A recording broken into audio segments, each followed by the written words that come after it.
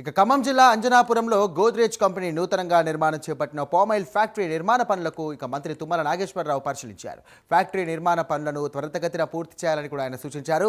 ఇక జనవరి వరకు ఫ్యాక్టరీని ప్రారంభించాలని ఫ్యాక్టరీ యాజమాన్యాన్ని ఆదేశించారు.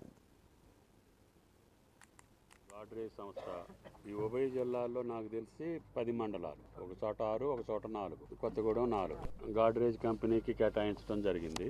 వాళ్ళని డిమాండ్ చేయంగా ఈ సంవత్సరం ఫ్యాక్టరీ కడతామని చెప్పి మాట ఇచ్చారు.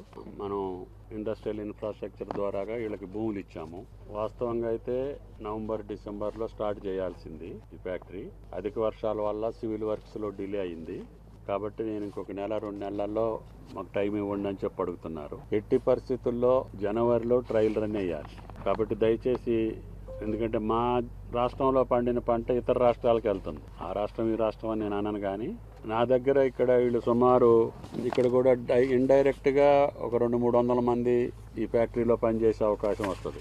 ఇండైరెక్ట్గా కూడా ఒక 700-800 మందికి ఈ ఫ్యాక్టరీ ద్వారా కార్యక్రమం వస్తుంది. ఇక్కడ రిఫైనరీ కూడా ఉంది వాళ్ళ ప్లానింగ్లో. ఇప్పుడు వరకు మన దగ్గర రిఫైనరీ లేదు. అన్నిటికంటే గౌరవ ముఖ్యమంత్రి గారు మొదటిసారి దావోస్ వెళ్ళినప్పుడు ఈ గాడ్రేజ్ కంపెనీ తోటి సీడ్ గార్డెన్ కూడా మేము మెమోరాండమ్ ఆఫ్ అండర్స్టాండింగ్ అయ్యాం కంపెనీ తోటి.